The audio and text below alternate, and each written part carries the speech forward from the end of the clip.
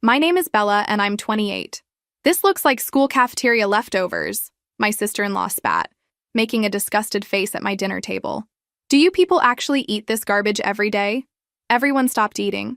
I took a deep breath, smiled, and murmured quietly, "How interesting your opinion." Considering who actually cooked it. The silence that followed was thick enough to cut with the knife Stella had just used to slash my evening into pieces. Where are you watching from today? Drop your location in the comments below and hit that like and subscribe button if you've ever felt completely blindsided by family drama. You'll definitely want to stick around for what happened next.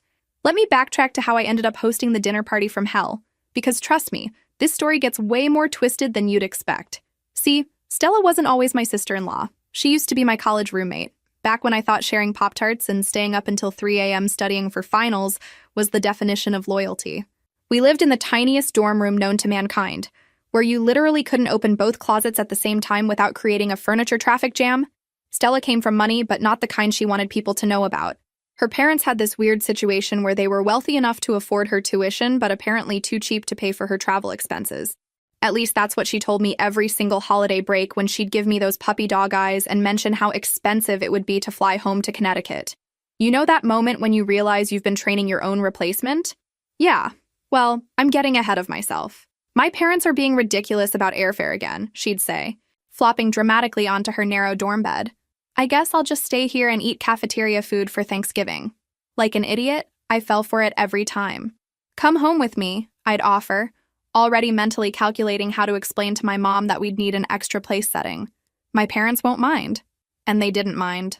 My mom loved having another daughter around, and my dad enjoyed having someone new to share his terrible dad jokes with. My older brother Jake was home from his job in the city, and the house felt fuller, warmer, more complete with Stella there. She fit right in, almost too perfectly. She laughed at Dad's stories, helped Mom with the dishes, and even joined our family's ridiculous tradition of playing charades after dinner.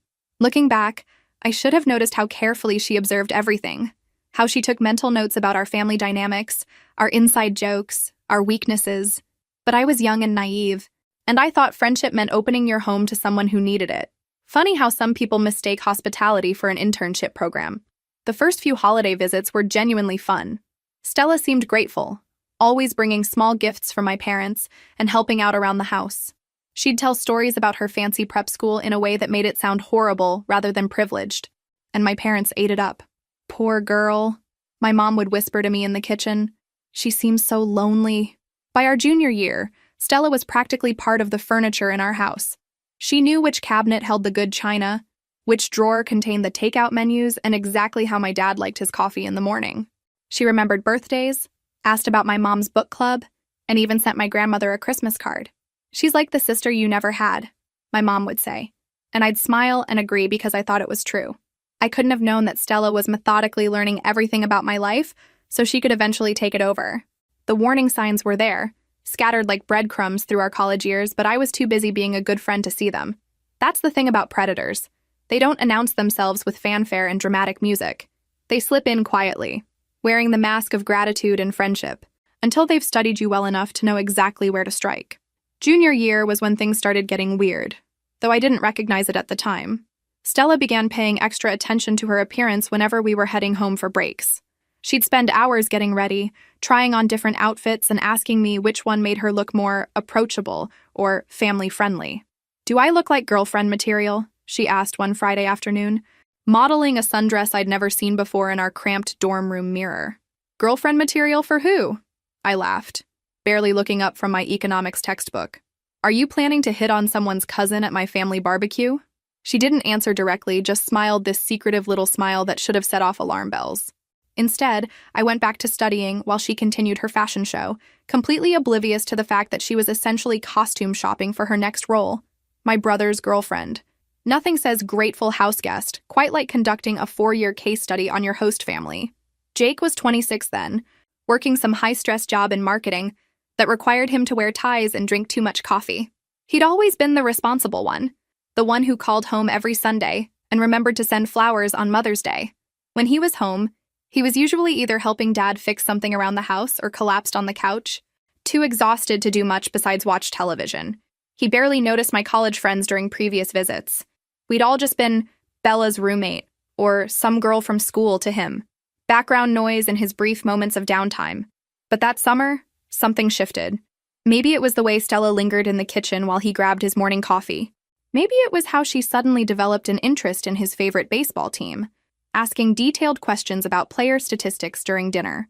Or maybe it was the way she'd appear whenever he was outside working on his car, offering to hand him tools she definitely didn't know the names of. "Your brother seems really stressed," she mentioned casually one evening as we sat on the back porch. "Does he always work such long hours?" "Unfortunately, yeah," I replied, not thinking much of it. "His company is pretty demanding. That's why he loves coming home. He can actually relax here." "That's so sad," Stella said. And there was genuine sympathy in her voice. "He deserves someone who understands how hard he works." At the time, I thought she was just being caring. Stella had always been good at reading people, at saying exactly what they needed to hear. It's part of what made her such a good friend back then. She remembered when you had exams, checked in when you were stressed, and always knew the right thing to say when you were having a bad day. I didn't realize she was doing market research. The breakthrough moment happened during our family's annual 4th of July barbecue. Jake was manning the grill, sweating in the summer heat and trying to keep track of everyone's burger preferences, when Stella appeared beside him with a cold beer and an offer to help. "You look like you could use this," she said, handing him the bottle. "And maybe an extra pair of hands?" I watched from the picnic table as they worked together, Stella asking questions about cooking times, and Jake explaining the difference between medium and medium rare. She laughed at his jokes, complimented his grilling skills, and somehow managed to make standing over a hot grill look like the most fascinating activity in the world. "She's really something," my dad commented, nodding toward the grill. "Smart girl. And she clearly appreciates your brother." My mom beamed. "She'd be perfect for him, wouldn't she? They seem so natural together." I felt a weird twist in my stomach that I couldn't quite identify. "Stella's my friend," I said automatically. "She's not... she's here as my guest." "Of course, sweetheart." Mom patted my arm. "I just think it's nice that she gets along so well with everyone." That night, after most of the family had gone to bed, I found Jake and Stella sitting on the front porch swing, talking quietly and laughing at inside jokes that apparently already existed between them. The porch light created this warm, intimate circle around them, and for the first time, I felt like an outsider in my own home. "Hey guys," I said, stepping outside. "Getting some air?" "Just talking," Jake said, but there was something different in his voice. Something softer. Stella smiled at me, but it didn't quite reach her eyes. "Your brother was telling me about his job. It sounds really challenging." "Yeah, Jake's always been a workaholic," I said, settling into one of the porch chairs.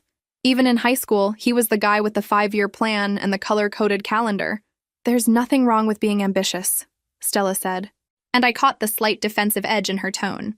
"I didn't say there was," I replied, confused by her reaction.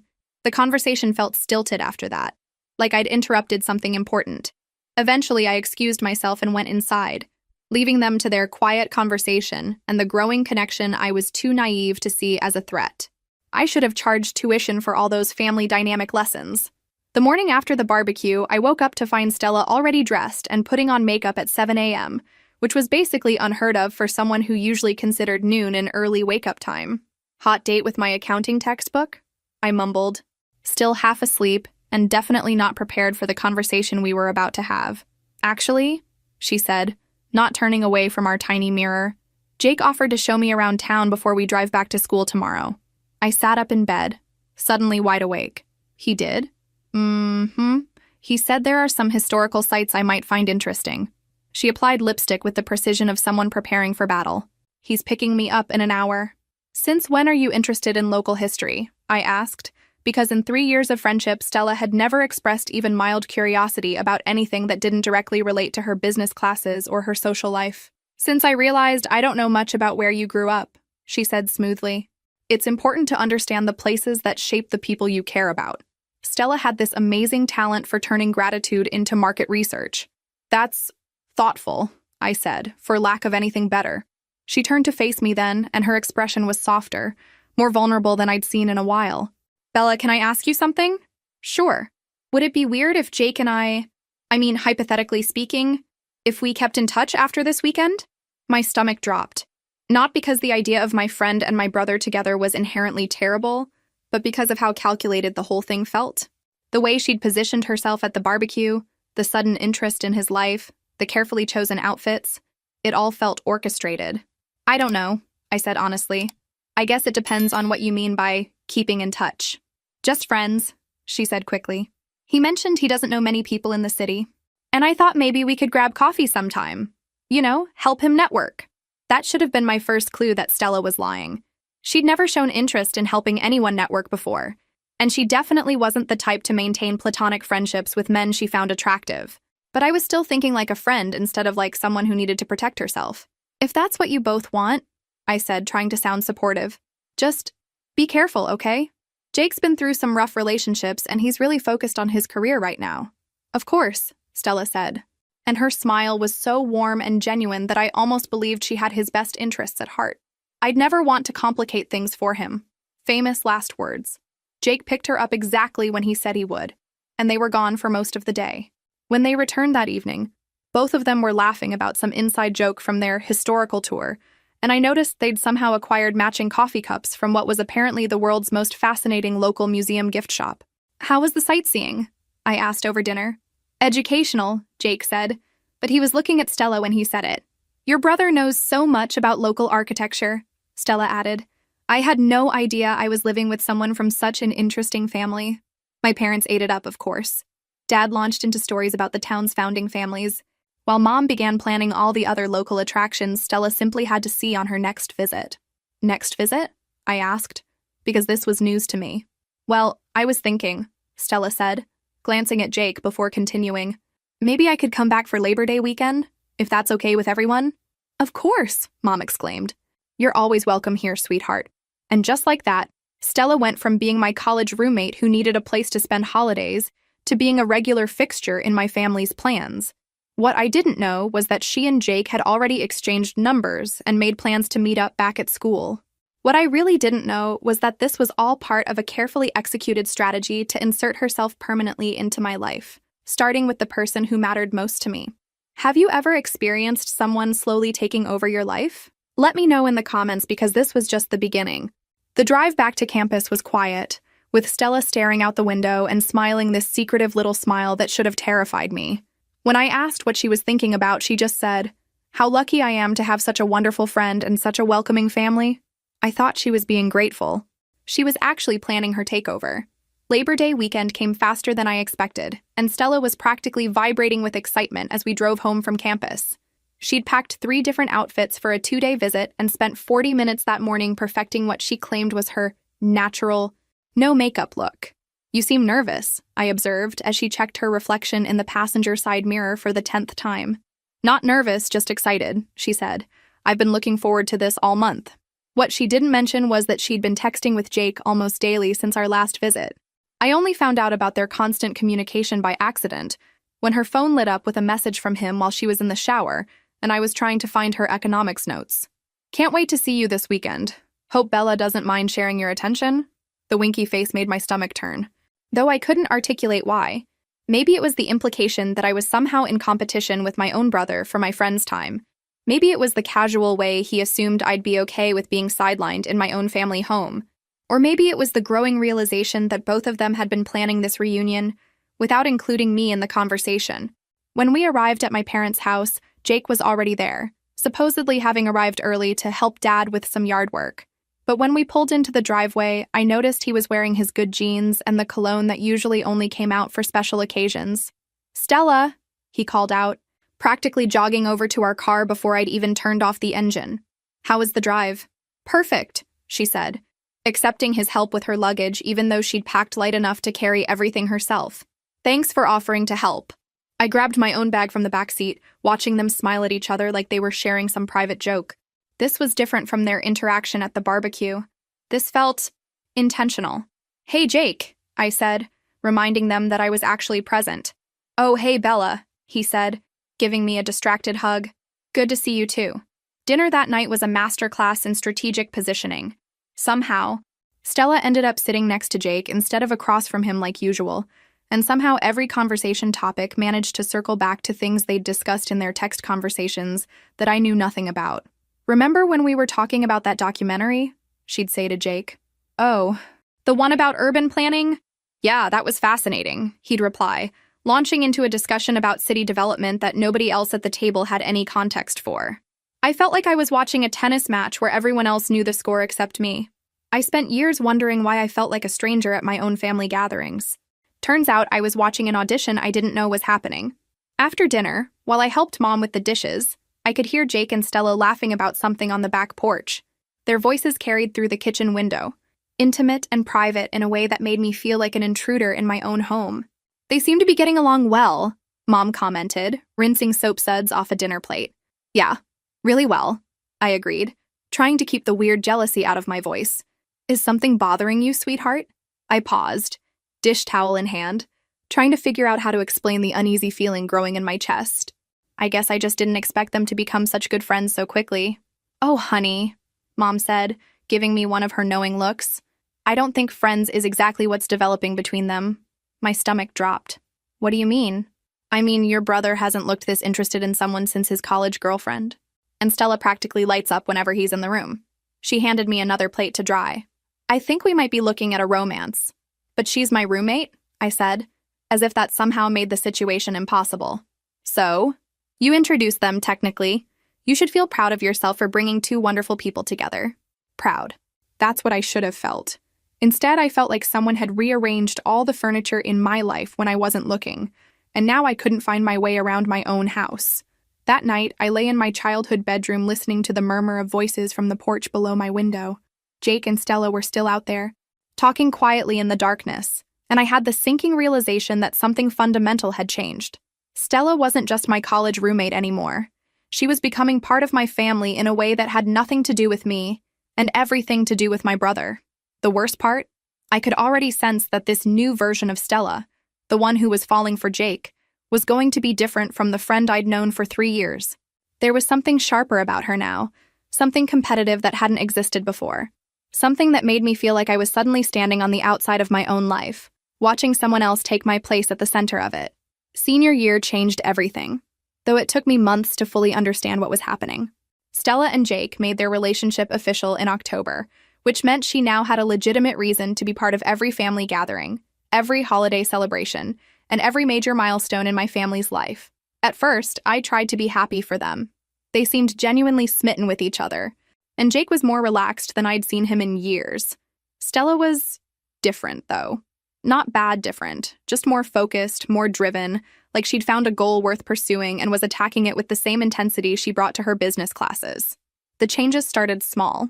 She'd mentioned job postings she'd seen that might interest me, always in cities hours away from where Jake worked. You'd love Seattle, she'd say, showing me listings for marketing positions on the West Coast. Think of all the coffee shops you could discover. I don't really want to move to Seattle, I'd reply, confused by her sudden interest in my career plans. Oh, I just thought you might want to explore your options, she'd say sweetly. You know, see what else is out there besides staying close to home. It took me longer than it should have to realize she was trying to encourage me to move away from my family. Not out of malice, exactly, but out of a desire to have more space to build her relationship with Jake without me constantly around as a reminder of their origin story. Stella had this amazing ability to make exile sound like an adventure opportunity. The competition started in November. I'd been interviewing for entry-level marketing positions at companies in our area, planning to stay close to home after graduation. Then Stella announced she was applying for the same positions. Great minds think alike, she said when I found her researching the same company I just interviewed with. This place sounds like such a great opportunity. But you're a business major with an accounting focus, I pointed out. These are marketing positions. I've been thinking about branching out, she said breezily, exploring different career paths. What she meant was competing with me for everything I wanted, just to see if she could win. She did win, by the way. The job I'd interviewed for twice and researched extensively, they offered it to Stella after a single interview, charmed by her confidence and her ability to frame her accounting background as an asset to their marketing team. I'm so excited, she told Jake over dinner at my parents' house, practically glowing with triumph. It's exactly the kind of opportunity I was hoping for. That's wonderful, sweetheart, my mom said, beaming at her. We're so proud of you. I stabbed my mashed potatoes with more force than necessary, trying to swallow the bitter taste of watching my friend celebrate getting the job I'd wanted. Jake caught my expression and frowned. Weren't you interviewing there too, Bella? I was, I said carefully, but apparently they found a better fit. I'm sure something even better will come along for you, Stella said, reaching across the table to pat my hand in a gesture that felt patronizing rather than comforting. You know what they say? Everything happens for a reason. The thing about Stella was that she never did anything obviously cruel or malicious. She was always supportive, always encouraging, always saying the right things. But there was something underneath her sweetness now, something calculating that made every interaction feel like a chess game, where I didn't know the rules. Christmas that year was the worst. Stella had been dating Jake for 3 months by then, which apparently qualified her for a starring role in all our family traditions. She helped Mom cook the Christmas dinner, laughed at Dad's terrible holiday jokes, and gave thoughtful gifts to everyone, including an expensive watch for Jake that was definitely more than a college student should have been able to afford. Where did you get the money for this? I asked her privately while the family was distracted with dessert. I've been saving, she said simply. Jake deserves nice things. But I knew her financial situation. I knew she was paying for college with loans and part-time jobs just like the rest of us. Expensive gifts meant she was prioritizing Jake over her own financial stability, which felt both romantic and slightly obsessive. That's really generous, I said, trying to sound supportive. He's worth it, she replied, and there was something possessive in her voice that made me uncomfortable. Besides, I want his family to know how serious I am about him. His family already likes you, Stella. You don't have to prove anything. Maybe, she said, watching Jake show off his new watch to Dad. But it doesn't hurt to make sure. That night, lying in my childhood bedroom while Stella slept in the guest room that used to be reserved for my college friends, I realized that my best friend had become my competitor. Not just for jobs or opportunities, but for my place in my own family. The worst part was that she was winning, and everyone seemed happy about it except me. By spring semester, I'd started avoiding family gatherings where Stella would be present. It wasn't that I disliked seeing her and Jake together. They seemed genuinely happy. But being around them made me feel like a third wheel in my own life. Stella had perfected the art of subtle exclusion. She'd plan activities with my parents that I wasn't invited to join. She'd reference conversations with Jake that I hadn't been part of. She'd ask about family inside jokes and traditions with the enthusiasm of someone studying for a test, then incorporate them into her interactions with everyone except me. You seem distant lately, Jake mentioned during one of our rare phone calls.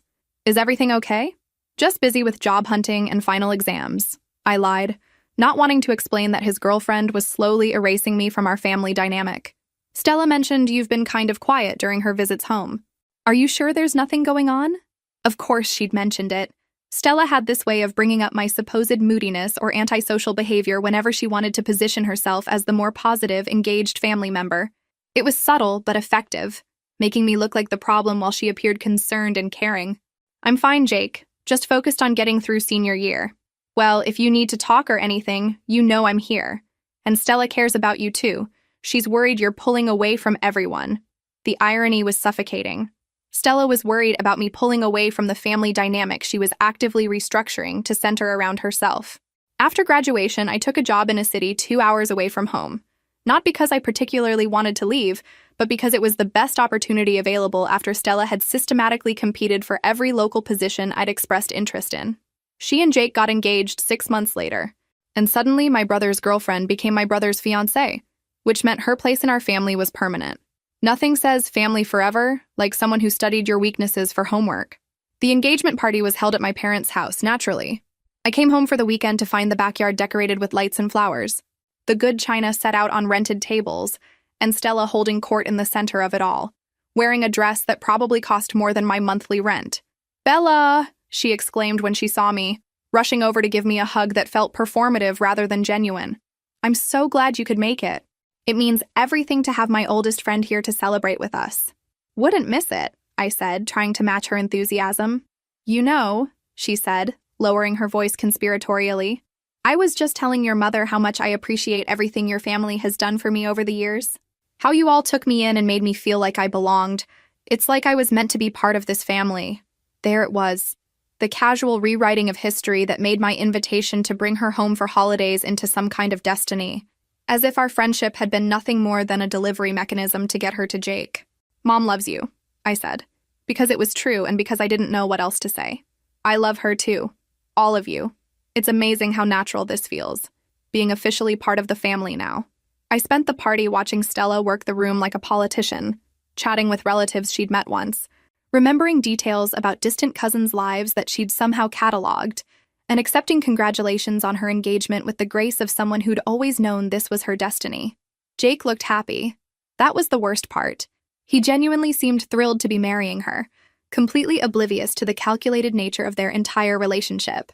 To him, it was a romantic story about meeting the right person at the right time. To me, it was becoming clear that Stella had identified what she wanted and systematically acquired it, starting with my trust and ending with my brother's heart. The final piece of the puzzle fell into place when my mother pulled me aside near the end of the evening. "I want to ask you something, and I hope you'll be honest," she said, leading me to a quiet corner of the garden. "Sure, Mom. Are you upset about Jake and Stella getting married?" "Why would I be upset?" I asked, genuinely confused by the question. "Well, she was your friend first, and now she'll be your sister-in-law. I know that can be complicated for some people. I want Jake to be happy," I said carefully. But sometimes I feel like Stella has replaced me in this family, like she's become the daughter you always wanted, and I'm just extra." Mom's face fell. "Oh, honey, that's not true at all, isn't it? When was the last time you called me just to chat? When was the last time you asked for my opinion about something or included me in planning a family event?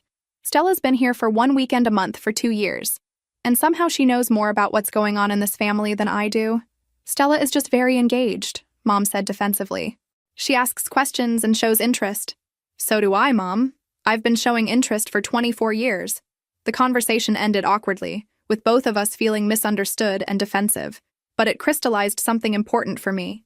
Stella hadn't just won Jake's heart. She'd won my place in my own family. 2 months later, I decided to host a dinner party. Not for any special occasion, just because I wanted to bring everyone together in my space, on my terms, where I could be the host instead of the outsider. I planned everything carefully, bought expensive ingredients for homemade pasta, set the table with dishes I'd been saving for special occasions, and prepared what I hoped would be a perfect evening of family bonding. I had no idea I was about to trigger the confrontation that would finally expose Stella's true nature to everyone who mattered. The day of my dinner party started like most disasters, with the best intentions and absolutely no warning about the chaos to come. I'd spent weeks planning every detail, from the handwritten invitations to the carefully curated playlist that would provide just enough background ambiance without overwhelming conversation. My apartment looked perfect, if I do say so myself. Candles flickered on every surface. Fresh flowers brightened the living room, and my small dining table was set with the good china I'd inherited from my grandmother. I'd even bought one of those expensive bottles of wine that makes you feel sophisticated just for owning it. The menu was ambitious but manageable. Homemade fettuccine with a cream sauce that had taken me 3 practice runs to perfect. Garlic bread that actually required me to learn how to properly roast garlic. And a salad that looked deceptively simple, but involved 17 different ingredients arranged in careful layers. Jake was supposed to arrive at 6:30 with Stella. My parents would come at 7, giving us time for drinks and catching up before dinner. It was going to be perfect, intimate, elegant, and completely under my control for once. Of course, that's when life decided to remind me that control is mostly an illusion. Jake showed up at 5:15, looking frazzled and apologetic about his early arrival. "I'm so sorry," Jake said, running his hands through his hair. "Stella's running late, something about her spa appointment taking longer than expected, and I didn't want to just sit around the house waiting." "No problem," I said, though my carefully timed dinner prep was already starting to feel overwhelming. "Actually, maybe you could help me with something. I'm starting to panic about getting everything done on time." "Of course," Jake said, immediately rolling up his sleeves. "What do you need?" This is where I should mention that Jake had always been the better cook between the two of us. While I'd been learning to survive on ramen and determination through college, he'd been teaching himself to make actual meals out of necessity and genuine interest. Dad had taught us both the basics growing up, but Jake had taken it seriously while I'd treated it like a chore to escape as soon as possible. 20 minutes later, Jake had transformed my kitchen chaos into something that resembled actual organization. He took over the pasta sauce, adjusted my seasoning, and somehow managed to prep the garlic bread while simultaneously talking me through the timing for everything else. "You don't have to do this," I protested weakly, watching him work with impressive competence. "Yes, I do," he said, stirring the cream sauce with professional-level technique that I definitely didn't possess. "You invited us over for dinner, and I showed up early and stressed. The least I can do is actually help instead of just sitting around being useless." By the time my parents arrived, exactly on time, naturally, Jake had produced a meal that looked and smelled infinitely better than anything I could have managed on my own. The pasta was perfectly al dente, The cream sauce had exactly the right consistency, and the garlic bread was golden brown and fragrant. "This smells incredible," Mom said, accepting a glass of wine and surveying the spread. "You've outdone yourself, sweetheart." Actually, I started to explain about Jake's contribution, but he cut me off with a shake of his head. "Bella planned everything perfectly," he said generously. "I just followed her lead. What do you think will happen next? Let me know in the comments if you've ever had a family gathering go completely off the rails before it even started." Dad immediately gravitated toward the kitchen to compliment Jake's technique, while Mom settled into conversation about how lovely everything looked. The atmosphere was warm and relaxed, exactly what I'd hoped for when I planned this evening. Stella, meanwhile, still hadn't arrived. Her absence hung in the air like an unspoken question, but nobody wanted to address it directly. Jake checked his phone occasionally but didn't seem particularly worried, and I tried not to read too much into the fact that she was now 45 minutes late to a dinner party in her honor. "Should we wait?" Mom asked delicately when it became clear we'd moved past fashionably late into actually rude territory. "Let's go ahead and start," Jake said, glancing at his phone one more time. "She'll catch up when she gets here."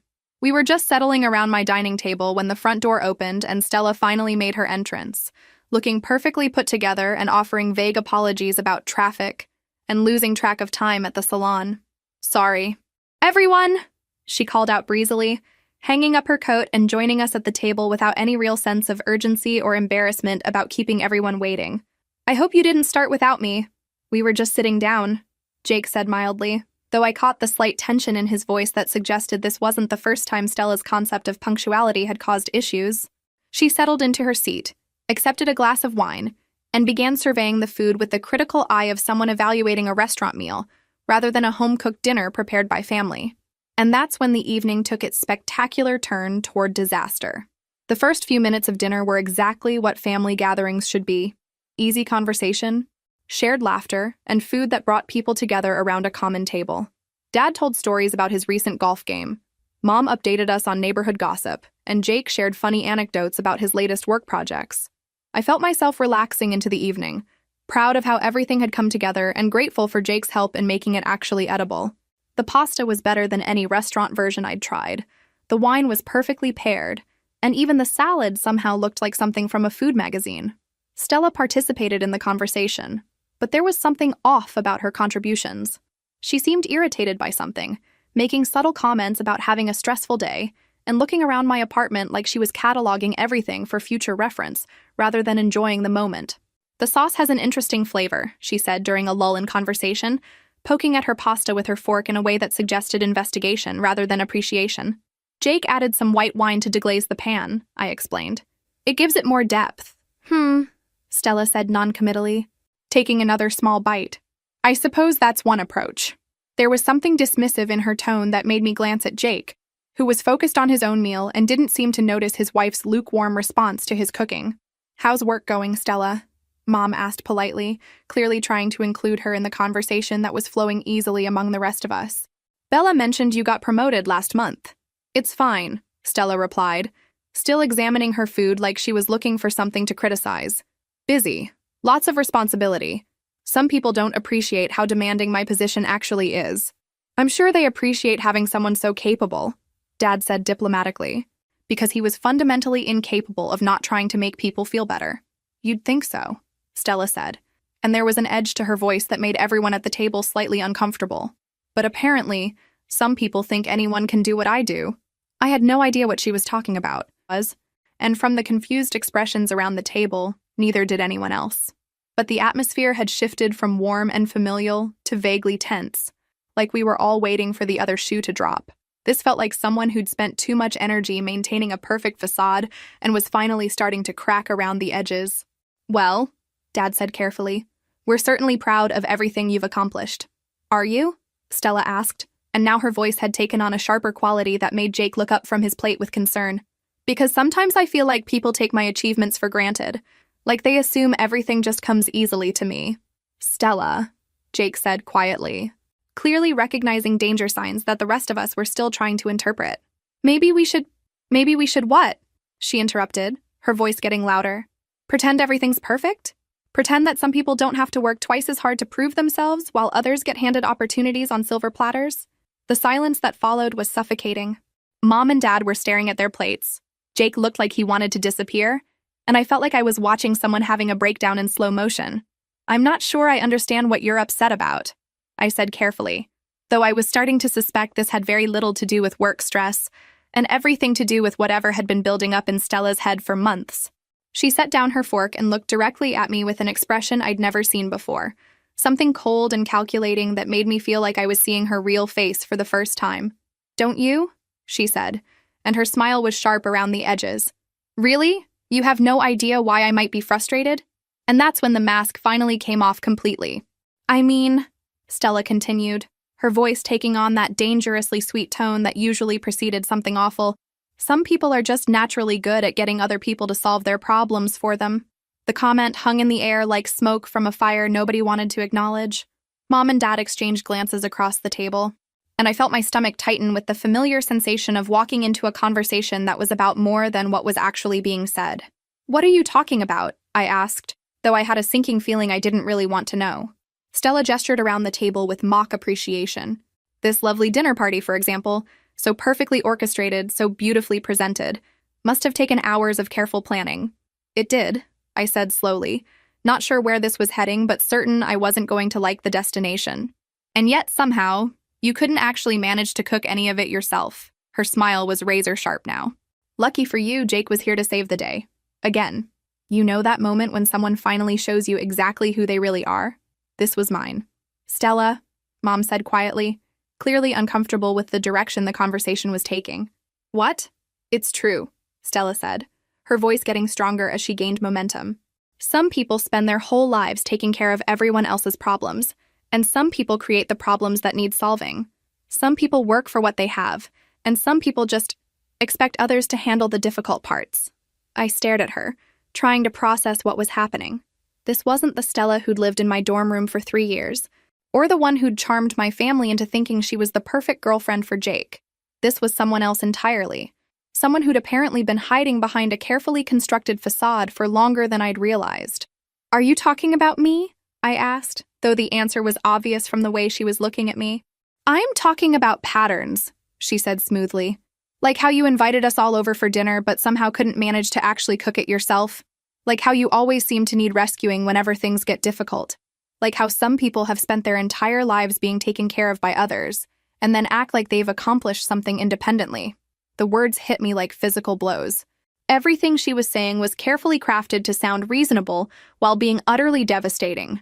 The kind of attack that someone plans in advance, testing each phrase for maximum damage. "Jake offered to help because he arrived early and I was running behind," I said, trying to keep my voice steady while my heart hammered against my ribs. "Right. How convenient." Stella's laugh was cold and humorless. "Must be nice to always have someone willing to step in when you're not capable of handling things yourself. Must be exhausting for everyone else, though, constantly having to manage your limitations." The silence that followed was deafening. Dad was staring at his plate like he wanted to disappear into it. Mom looked like she'd been slapped, and Jake was frozen with his fork halfway to his mouth, staring at his wife like he'd never seen her before. I felt something shift inside me then. Not anger, exactly, but a kind of crystalline clarity that comes when someone finally stops pretending and shows you what you're really dealing with. I picked up my fork, took a deliberately careful bite of pasta, chewed slowly, and swallowed. Then I looked directly at Stella and smiled. "You know what's interesting about this dinner?" I said conversationally. "What?" she snapped, clearly expecting me to either apologize or escalate the fight. "The food you've been criticizing for the past 20 minutes? The cooking you've been using as evidence of my general incompetence?" I paused, savoring the moment. Jake made all of it. Sometimes the most satisfying revenge is just letting someone destroy themselves in front of witnesses. The color drained from Stella's face so fast I thought she might faint. Her mouth opened and closed like she was trying to form words that wouldn't come, and for the first time since I'd known her, she looked completely and utterly speechless. "That's right," I continued, my voice still perfectly calm and pleasant. "Every single thing you've been subtly insulting. The sauce that's too rich. The pasta that's somehow not quite right. The seasoning you've been questioning with every bite. Your husband cooked all of it while you were getting your hair done and showing up an hour late to a dinner party that was supposed to include you." I didn't," Stella stammered, looking around the table like she was searching for an escape route. "You didn't what? Didn't realize you were insulting your husband's cooking?" Didn't think we'd notice you've spent this entire evening criticizing everyone except yourself? Or didn't think there would be any consequences for finally showing us who you really are? Jake set down his fork slowly, and when he spoke, his voice was carefully controlled in a way that suggested he was barely holding on to his composure. Stella, what exactly have you been saying about the food? She turned to face him, panic flickering across her features as she realized the full scope of what had just happened. I didn't mean it the way it sounded. How did you mean it? Jake asked, and there was something dangerous in his quiet tone. Because from where I'm sitting, it sounds like you've spent the last half hour using my cooking as a weapon against my sister. Jake, please, you have to understand. What I understand, he interrupted, is that you just spent 20 minutes telling my family that my sister is incompetent, manipulative, and unable to take care of herself. And you did it while eating food that I prepared specifically to help her host a nice evening for all of us. The silence stretched like a rubber band about to snap. Dad cleared his throat uncomfortably. Mom was staring at Stella with an expression I'd never seen before, and Jake looked like he was seeing his wife clearly for the first time in their entire relationship. I think, Dad said carefully, we might all benefit from taking a step back and— No, Jake said firmly. I think we need to finish this conversation right now. Stella, I want you to explain to me what just happened here. Stella's composure finally cracked completely. Fine. You want to know what happened? I'll tell you what happened. Her voice was rising now, all pretense of sweetness gone. I'm tired of pretending that everything is wonderful when it's not. I'm tired of watching everyone fawn over Bella like she's some kind of saint when she's just ordinary. I'm tired of being compared to someone who's never had to work for anything in her life. Never had to work for anything? I repeated, genuinely stunned by the accusation. Please. You grew up in this perfect little family where everyone adored you and made excuses for you and treated you like you could do no wrong. You've never had to prove yourself to anyone. You've never had to earn your place or fight for recognition or wonder if you're good enough. Tears were streaming down her face now, but they were angry tears, bitter and full of resentment. Do you have any idea what it's like to constantly compete with someone who doesn't even know there's a competition? And there it was, the truth that had been hiding behind 4 years of carefully constructed friendship and family integration. Stella hadn't just been insecure about her place in our family. She'd been consumed with jealousy from the very beginning. So this was never about loving Jake, I said quietly. This was about beating me. No, that's not— It wasn't— She looked at Jake desperately, but his expression had gone completely cold. Jake, you have to believe me. I do love you. I love all of you. I needed to know I was enough. I needed to prove that I deserved this family as much as she does. By tearing down my sister? Jake's voice was barely above a whisper, but it carried more fury than any shouting could have. By making her feel unwelcome in her own family? By turning every gathering into some kind of performance where you had to prove you were better than her? I never meant for it to go this far, Stella said. But even as she spoke, we could all hear how hollow it sounded. Yes, you did, I said, and my voice was steadier than I felt. This is exactly what you meant to do. You just didn't expect to get caught. Jake stood up abruptly, his chair scraping against the floor with a sound that made everyone flinch. I think we need to go. Jake, please. Now, Stella. She gathered her purse with shaking hands, makeup smudged and face blotchy from crying, looking nothing like the composed woman who'd walked into my apartment an hour earlier. At the door, she turned back one last time. I'm sorry, she said, but it was unclear whether she was speaking to me, to Jake, or to my parents. No, you're not, I replied. And for once, I wasn't being sarcastic. You're sorry you got caught. There's a difference. They left without another word, and suddenly my apartment felt enormous and quiet, and somehow cleaner than it had all evening. The weeks that followed were unlike anything I'd experienced before. For the first time in years, my phone wasn't buzzing with texts from Stella asking for advice, sharing gossip, or making plans for the next family gathering. The silence felt both liberating and unsettling, like finally getting rid of a chronic headache and then missing the familiar ache. Jake called me the day after the dinner, his voice careful and strained in a way I'd never heard before. I owe you an apology, he said without preamble. Several apologies, actually. Jake, you don't— Yes, I do. I've been thinking about everything Stella said and everything you said, and I'm starting to see patterns I should have noticed years ago. He paused, and I could hear the weight of realization in his silence. She really has been competing with you, hasn't she? It was the question I'd been waiting years for him to ask, and now that he finally had, I didn't know how to answer it without sounding petty or vindictive. I think she was insecure about her place in the family, I said carefully. And maybe that made her feel like she needed to prove she was better than me. By applying for the same jobs as you? By making subtle digs at family gatherings? By spending 4 years systematically undermining your relationship with our parents? His voice was getting tighter with each word. God, Bella, how long has this been going on? Since college, really. But it got worse after you two got serious. Why didn't you say anything? What was I supposed to say? Your girlfriend is trying to replace me in our family? You were happy, Jake. I didn't want to be the bitter sister who couldn't handle her brother falling in love. The silence on the other end stretched long enough that I wondered if the call had dropped. Finally, Jake spoke again, his voice barely above a whisper. I think I married someone I don't actually know. That conversation was the beginning of what Jake later described as the worst month of my life. He started paying attention to things he'd previously overlooked. The way Stella spoke about me when I wasn't around, her reactions when our parents praised my achievements, her subtle efforts to position herself as the family favorite. He also started noticing how she interacted with other people when she thought he wasn't watching. The competitiveness wasn't limited to me, he discovered. Stella had a pattern of identifying what other people valued most and then trying to prove she could do it better. She told my boss that you have emotional regulation issues that make family gatherings difficult. He told me during another late-night phone call 3 weeks after the dinner. Apparently, she's been positioning herself as the patient, understanding sister-in-law who has to manage your jealousy and mood swings.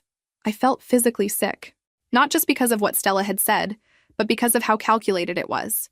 She'd been working to isolate me from my own family while simultaneously controlling the narrative about why I seemed distant or unhappy at gatherings. There's something uniquely devastating about discovering that someone has been rewriting your story behind your back. What are you going to do? I asked. I'm going to ask my wife to explain herself, he said. And depending on her answer, I might be calling a divorce lawyer. The confrontation between Jake and Stella happened on a Tuesday evening while I was at work, but I heard about it afterward from 3 different sources. Jake? My mother, and surprisingly, Stella herself. According to Jake, Stella initially tried to deny everything, then claimed she'd been protecting the family from my emotional instability, and finally broke down and admitted that she'd been jealous of my relationship with our parents since college. According to Mom, Stella had called her crying and begging her to talk sense into Jake because he was overreacting to a misunderstanding and letting Bella poison him against her. According to Stella, who left me a 20-minute voicemail that was equal parts apology and accusation, I had manipulated everyone into taking my side and destroyed her marriage out of spite because I couldn't handle not being the center of attention anymore. The voicemail was actually helpful in its way. It confirmed that Stella still didn't understand what she'd done wrong. She wasn't sorry for the years of manipulation and competition. She was sorry that her strategy had finally backfired. I keep thinking about our wedding day, Jake told me a few days later. How happy she looked. How perfect everything seemed. And now I'm wondering if she was happy because she'd won some competition I didn't even know we were having. Maybe the happiness was real, I offered. Because despite everything, I didn't want to believe that every moment of their relationship had been calculated. Maybe she really did love you, just not for the right reasons. Maybe, he said, but it doesn't matter now. I can't be married to someone who sees my family as obstacles to overcome instead of people to love. 6 weeks later, Jake moved out of their shared apartment and filed for divorce. Stella contested it initially, demanding counseling and a trial separation instead of a permanent split. But when Jake's lawyer presented evidence of her pattern of manipulation, including emails she'd sent to potential employers specifically to undermine my job applications, she realized that fighting would only expose more of her behavior to scrutiny. The divorce was finalized 4 months later. Stella moved back to Connecticut, claiming she needed to be closer to her family during this difficult time. Really, I think she needed to start over somewhere that didn't contain quite so many people who now knew exactly who she was. A year later, I'm hosting Christmas dinner at my apartment again, but this time, everything is different. Jake is here, looking more relaxed than he has in years. My parents are here, having spent the morning helping me prep vegetables and arguing good-naturedly about the proper way to season stuffing. And conspicuously absent is the woman who spent 4 years trying to rewrite our family dynamics. Are you sure you don't want help with the turkey? Mom asks for the 3rd time, hovering near my kitchen like she's afraid I'll burn down the apartment. Mom, I've been cooking for myself for 6 years, I remind her, basting the bird with what I hope looks like professional competence. I think I can handle 1 dinner. Besides, Jake adds from where he's mashing potatoes with unnecessary violence, she's got backup this time. We're cooking together like civilized people. It's just such a big bird, and there are so many moving parts. Mom trails off, then catches herself. I'm sorry. I know you're perfectly capable. I think I'm still adjusting to not having to worry about other complications. She doesn't say Stella's name, but we all know what she means. For months after the divorce, we tiptoed around topics that might reference her, avoided mentioning the dinner party that started everything, and generally acted like we were all recovering from collective emotional food poisoning. But gradually, things settled into a new normal. A better normal, if I'm being honest. The most significant change has been in how my family treats me. It's like someone lifted a filter I didn't know was there, and suddenly they can see me clearly again. Mom calls just to chat. Dad asks for my opinion about everything from investment strategies to whether he should try a new golf instructor. And Jake has become almost protective of our family time in a way that feels completely new. I lost a couple years there, he told me a few months ago. I was so focused on keeping Stella happy that I stopped paying attention to whether anyone else was okay. That's not going to happen again. You weren't the only one who got manipulated, I reminded him. She was really good at it. Still, you're my sister. I should have had your back. You do now, I said, and it was true. Since the divorce, Jake has gone out of his way to include me in decisions, to make sure my voice is heard in family discussions, and to shut down anyone who tries to treat me like I'm somehow less important than I used to be. The turkey comes out perfectly golden. The sides Jake brought are restaurant quality, and somehow my small apartment manages to accommodate all of us without feeling cramped. We settle in for dinner, and I find myself marveling at how different this feels from last Christmas. You know what's funny? Mom says as we're passing dishes around the table. This feels more like family than some of those big gatherings we used to have. How so? I ask, though I think I know what she means. Less performance, more connection. Dad answers for her. Nobody trying to prove anything or compete for attention. Just us being ourselves. It's true. Without Stella's presence, we've all relaxed into more authentic versions of ourselves. Conversations flow naturally instead of feeling like strategic maneuvers. Laughter comes easier. Even the silences are comfortable instead of loaded with unspoken tension. I have something to tell you all, Jake says as we're settling in the living room with coffee and leftover pie. I've been seeing someone. Mom practically bounces in her seat. Tell us everything. Her name is Rachel, she's a teacher, and she has absolutely no interest in competing with anyone about anything, Jake says, grinning. She met Bella 2 weeks ago when we ran into each other at the grocery store. And her first comment was about how obvious it is that we're related because we have the same terrible sense of humor. Smart woman, Dad says approvingly. What else do we need to know about her? She's kind, she's funny, she thinks family dinners should be about enjoying each other's company instead of keeping score. And she's excited to meet the sister who taught me that cooking is actually a form of stress relief. I feel something warm and grateful settle in my chest. Not just because Jake has found someone who seems genuinely good for him, but because this new person in his life sees me as an asset rather than a threat. When do we get to meet her? Mom asks. Next month, if you're all okay with it. She wants to come to Sunday dinner and meet everyone properly. Of course we're okay with it, I say. Anyone who makes you happy and appreciates good family dysfunction is welcome at my table anytime. As the evening winds down and my family gets ready to leave, I look around my apartment and realize something important. This is what I was trying to create when I planned that disastrous dinner party a year ago. Not perfection, not impressive presentation, just connection. Just family being family without anyone trying to rewrite the script. Thank you for hosting, Mom says, giving me a hug that feels more genuine than any we've shared in years. This was exactly what we all needed. Same time next year? I ask. Wouldn't miss it, Jake says, already reaching for his coat. But next time, I'm bringing Rachel. Fair warning, she's going to want to help cook, and she actually knows what she's doing. Even better, I say. Maybe I'll finally learn something. After everyone leaves, I sit in my quiet apartment surrounded by the pleasant chaos of a successful family gathering. Wine glasses that need washing, crumbs on the coffee table, indentations in the couch cushions where people I love spent an evening feeling comfortable and welcome. It turns out that the best revenge against someone who tried to steal your life is living that life better than they ever could have. And the best defense against manipulation is building relationships based on truth instead of performance. Stella may have won a few battles along the way, but in the end, she lost the war because she never understood that family isn't something you take over or compete for. It's something you contribute to, protect, and treasure. And now that I have mine back, I'm never letting anyone threaten it again. If this story resonated with you, make sure to like and subscribe for more stories about finding your way back to the relationships that matter most. Sometimes the best family moments happen after you've cleared away the people who were preventing you from having them in the first place. The funny thing is, I genuinely hope Stella finds happiness somewhere. Just preferably very far away from anyone else's family.